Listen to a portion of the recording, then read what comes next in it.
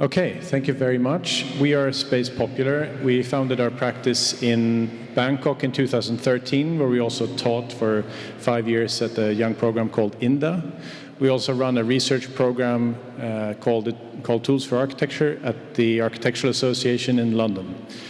And we'll take you through a bit of the work we do. We do both build projects and architecture projects in large and small and competition formats. We're very interested in ornamentation, architectural heritage, and craft. We also do interiors and furniture.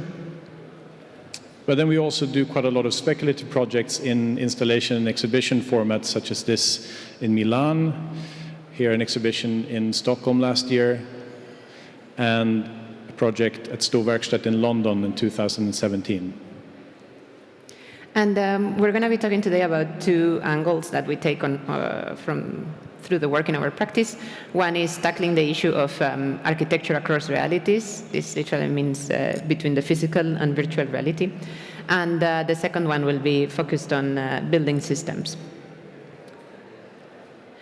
So onto the first project that we want to talk about is the installation called the Wardian Case that we developed for Milan last April. The installation was, the site that we had was one of the tapestry rooms in the Royal Palace in Milan. And we wanted to develop a project that resonated with the layers of narrative or layers of communication present in the room. When we speak about virtual reality, we always say that it's nothing new. It's actually a continuous project that started with a script, with basically the spoken word, the stories, and then was continued in a more visual line since the frescoes, tapestries, etc. So augmentation is not an invention of the 21st century, and being cited in this room, we had the opportunity to actually have a project that was in dialogue with this.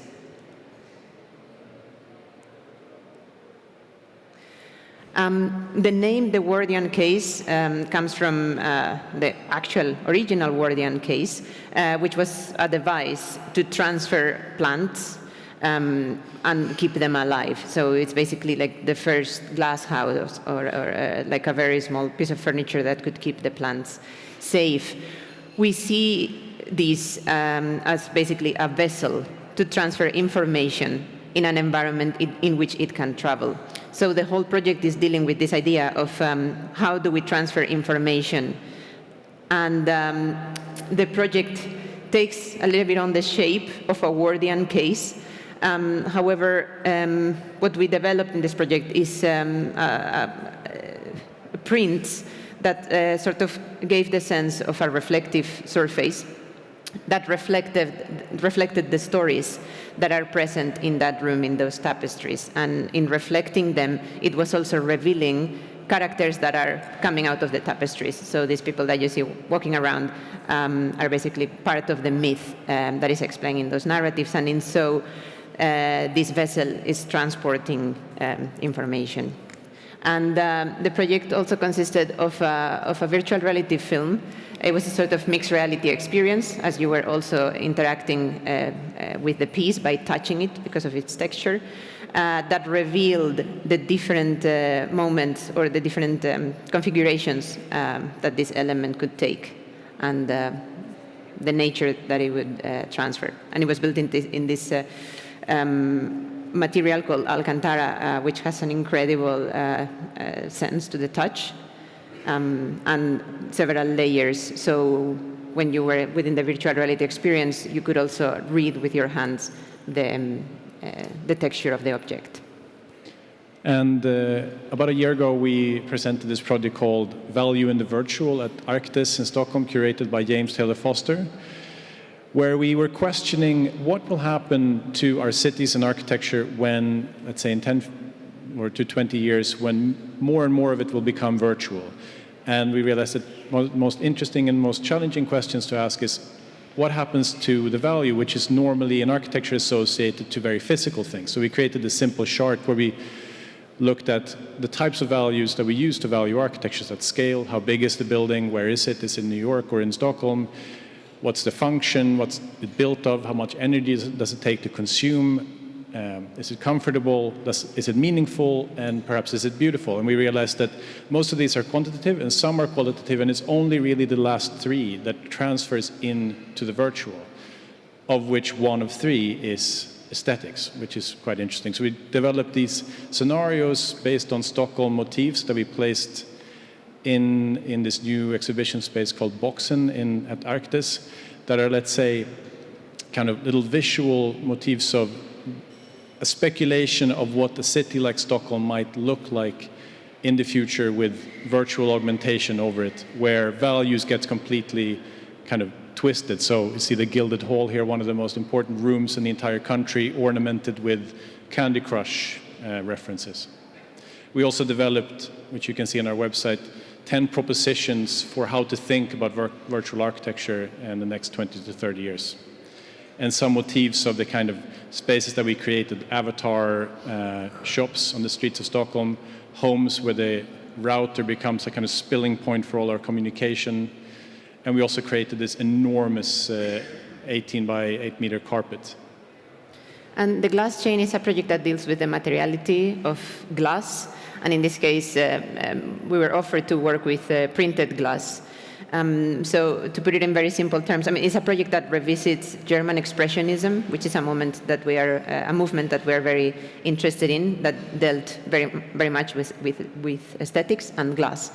So revisiting German expressionism and working with printed glass, we developed this whole three-dimensional facade full of ornaments, motifs, and color that actually, as you see there in the back, we showed what the glass would be without the print, and therefore with that we were trying to reveal the power of the virtual surface. This like micron of ceramic ink is actually creating an illusion of a completely ornamented space, and the eye responds very differently. We worked with eye tracking technology to study the piece and the reactions to the piece based on this the addition of this virtual surface. Here you can see also the virtual side of the installation and the physical side printed on the glass, where you can see the flattened version and the three-dimensional version. And we have explored this in other projects, such as the Wonder quickly take you through, we did a design for a music festival stage in Thailand,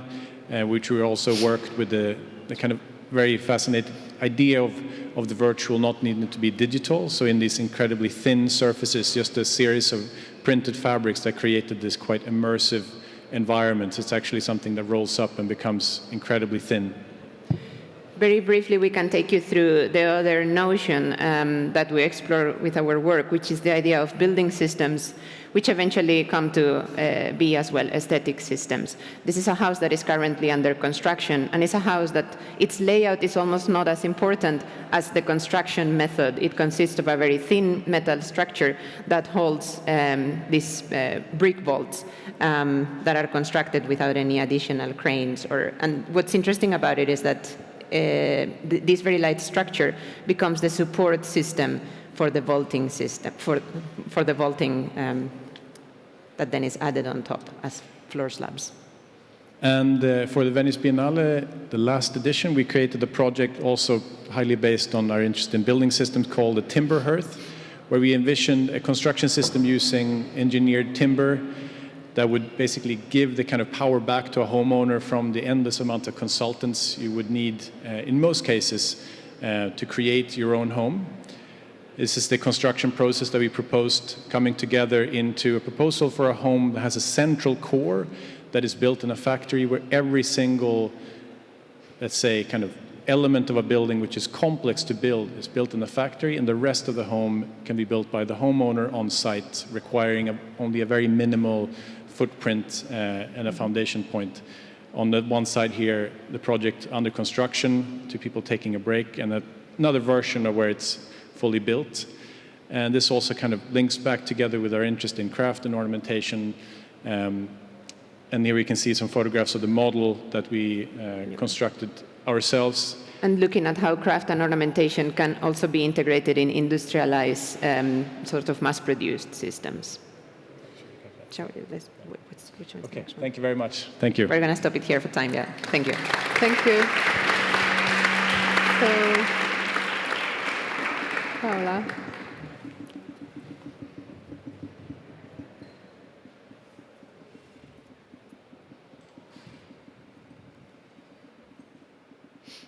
Okay, me again.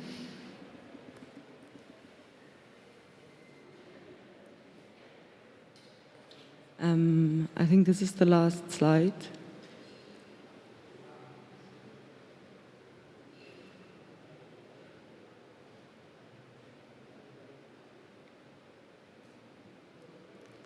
Yes, perfect.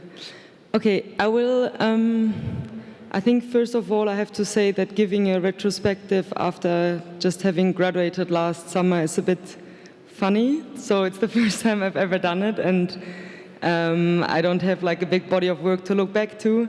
So basically I think what I'm going to do to just tell you it's more like a body of experiments and like kind of a quick dive into like mixed reality and virtual reality that I've done throughout the last year.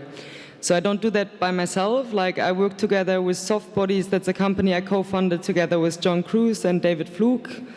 Right after graduating. And the other thing I'm doing is like educational projects that I'm doing together with Alex Anderson called Virtual Fruits.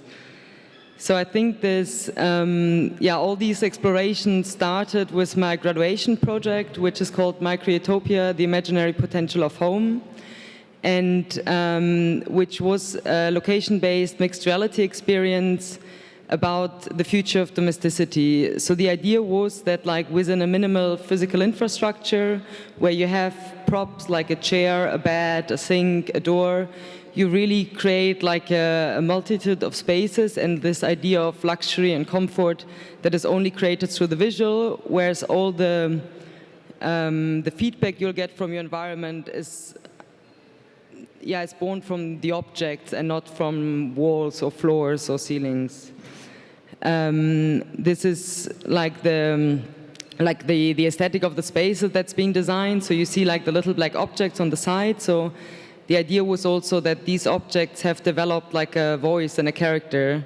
So in a speculative house of the future, they might be able to speak to you, and your chair might be able to actually ask you to come and join them. And only if you do so, only if you sit down, it will actually open up the study space. And the same, for example, with the bed, like it will try to seduce you to lie on it, and the moment you lie down, it will show you like the world of sloth and sleep.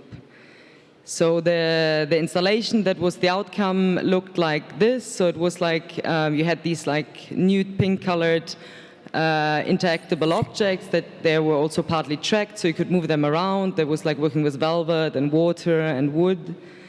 And then the virtual, I have like a little trailer, just 1 minute I might show you. It's always really hard to communicate VR experiences, but just to give you a little impression. Could you start it maybe? Thanks.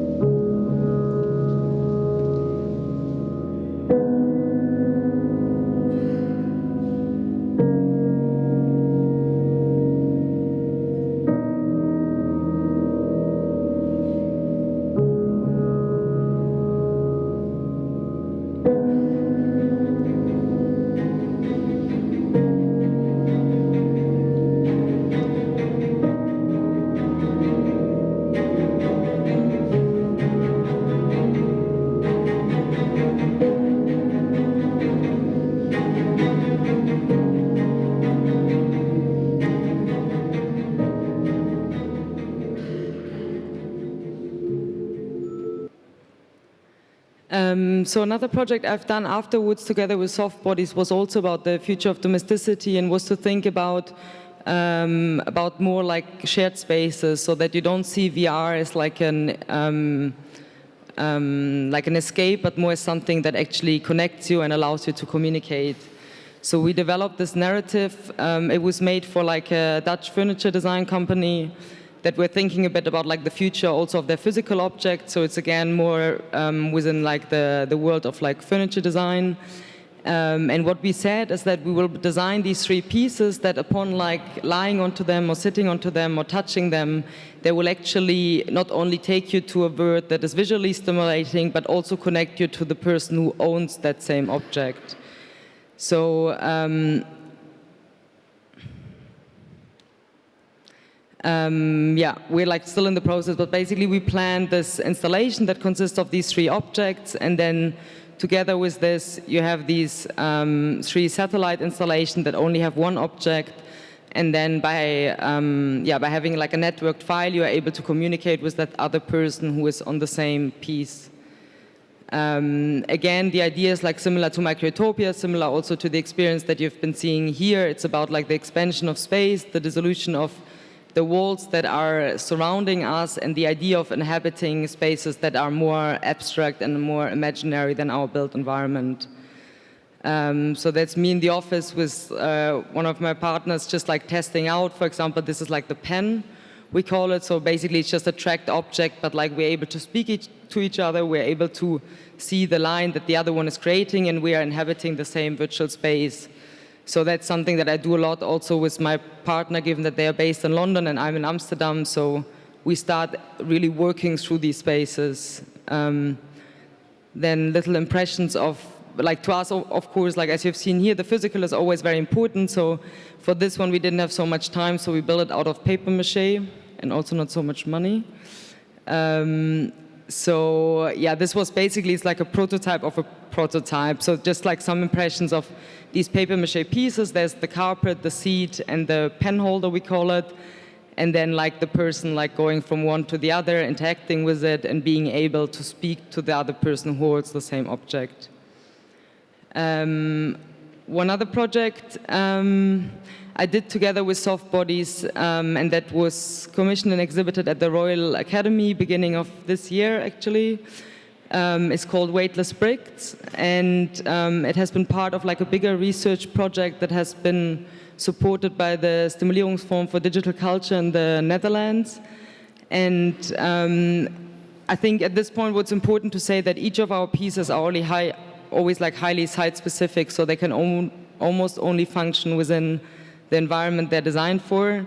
So this one we did for the RA, for the architecture studio, and we designed these physical pieces that really related also to the context of the space. So they were like relating to the fireplace, for example.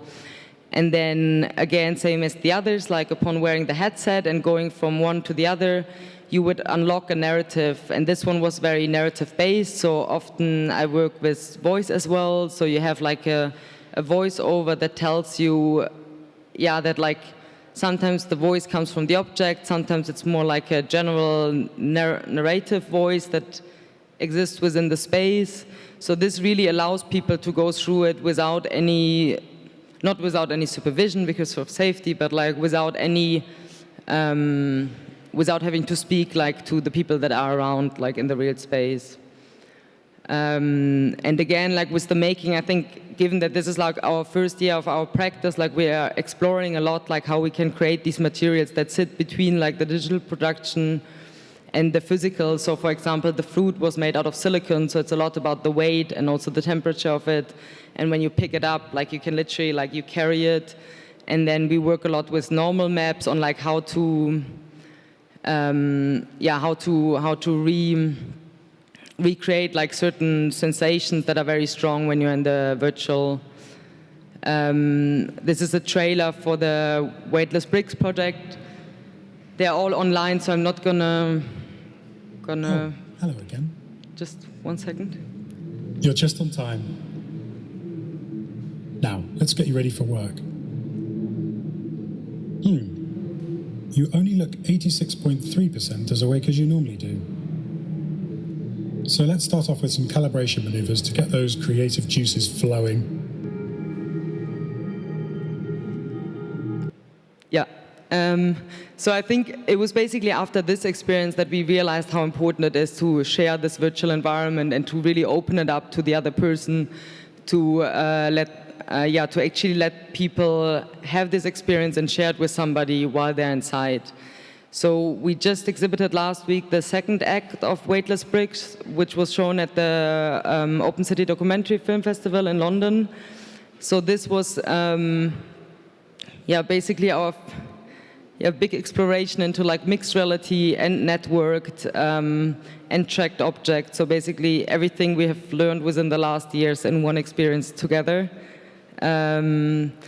And as I said before, it all runs within this research project about like the future of virtual work environments that is reflected a lot within like John's and my practice as well, being split between two cities and almost being forced to, within like taking design decisions, to be actively within these spaces together.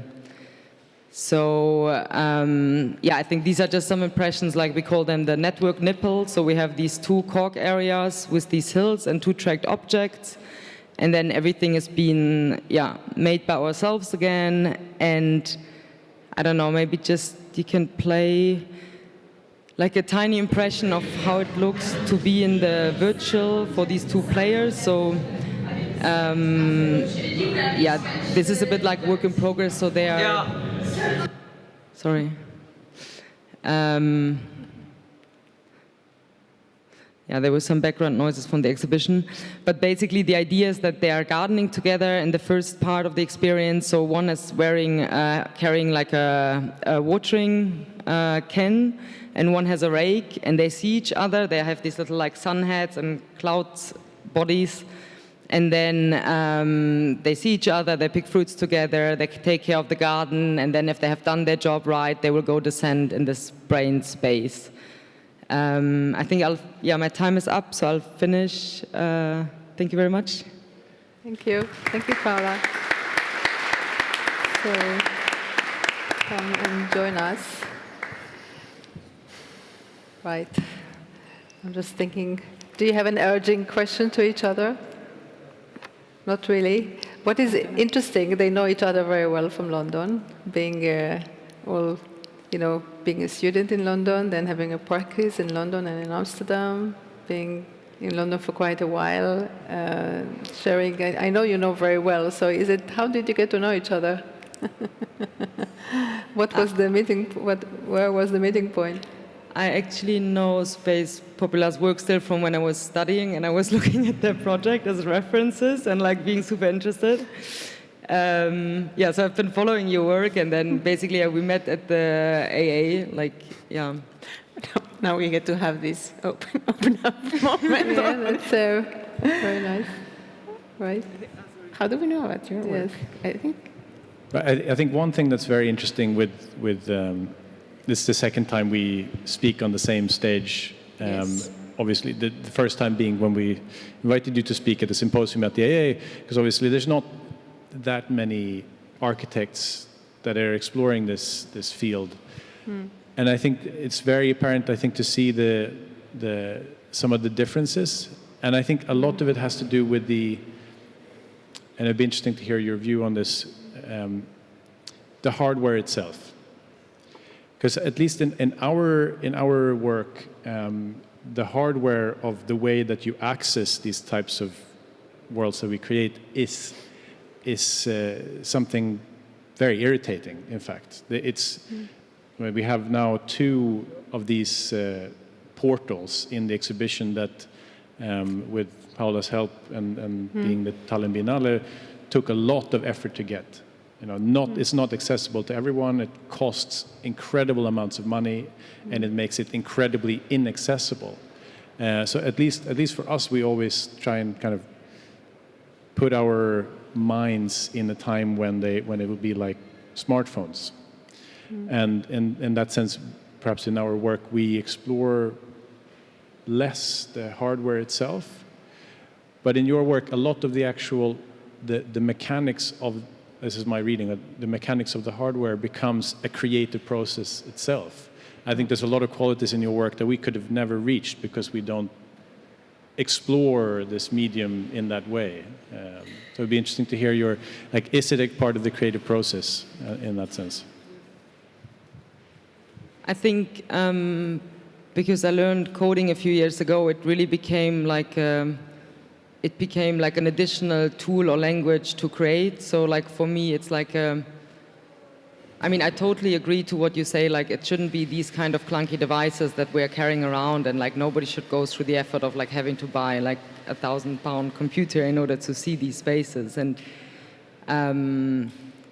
I agree, like we also see VR as like the current manifestation is this headset, but this hopefully will change, like, but still, to me, it was really important to try to dive in as deep as possible in order to understand like what might be like the language or like the way of working with these technologies that is more like native to the tools as well, like in the same way that when architects started to use CAD, of course, also it changed a lot, like the design language and like the shapes that came out of it. So I think, I mean, I kind of said I'll give myself a year to try what's possible to do more within an architectural environment when you push these, like working with game engines and working with code and like experimenting with these things forward. And the nice thing about it is that it's so surprising and so unexpected that I don't know, I think because we're so young as a practice, we're not so conscious about what we're doing with it. Like I really see this more as like experiments and explorations, and I think like testing the hardware a bit, like without taking it too serious. Like it doesn't have to be these kind of devices, but it's still interesting enough to work with it at the moment, I think. I'm following up here. Do you think that because we're all testing this and it's so fresh, do you think we need to be careful in some way? Or is there something we need to be careful about as you and us and many others, continue to get commissions to explore this in a public setting like this museum or in other museums? Is there something we need to be careful or concerned about, do you think? I think to me it's a lot about accessibility. So, I mean, you are having a design unit at the AA, and I'm teaching a lot and doing a lot of workshop also with all range of people and ages. And to me, I think the thing you have to be most careful is the way people are, like one thing is the content people are seeing when they go inside, and the other thing is also like how they're learning about this technology and how they're kind of entering these spaces, and like who is teaching them. And like I think like I think by increasing its accessibility and like making like as diverse project as possible and like continuing these conversations, at least you can speak about it as well and speak with people. I don't know. Mm-hmm. I also wanted to bring something to the table that to see if it resonates with you as well. That links to the first talks, and especially with what Taylor Enoch was talking about this morning, or this beauty sort of being or channeling the moment when we get an understanding, or when things fall into place, when we clarify, or something makes sense to us. And I get a sense when we build these virtual spaces or virtual reality experiences that there is also a notion of, this morning they were also talking about how if a mathematician doesn't live, then someone else will discover it, but no one could, if a musician would not be alive, no one would produce the pieces that they produced. So there is a notion of authorship that I find really exciting when in intersection with virtual reality. One is that objects in the virtual have a very hard time being authored, but at the same time, when you deliver a virtual space to somebody else, everything has been done by you. And I get a sense that there is sort of the perception of another so fully, whether if it's a singular individual or two people or a group of people, like in your case, but intention is so direct from author to experiencer. That is something that is quite different from an architecturally built project. which we also have the experience from, and it's a completely different process. So I find that there is, in this directness, a channel of communication that that was previously not possible in a spatial way, but maybe was possible through photography or through craft. So I feel that we read virtual spaces, or the virtual spaces we create are read in the same way as, in a similar way as craft is looked at. Although people don't quite understand how they are created as well as they understand how a wood carving is created. Which for me is like quite fascinating to observe your, in the last few years, your career, and you're very, very prolific. You have one project after another, how do you see your practice kind of developing? Because it seems to me that the way you use VR is a kind of its own creative world, and you also build architecture, as you show a bit, in Spain and in Bangkok early on, and it's very architectural. It's not that it's not the VR project. For me, it's almost like observing two different practices kind of along each other. The way you work so far. So how do you feel your career?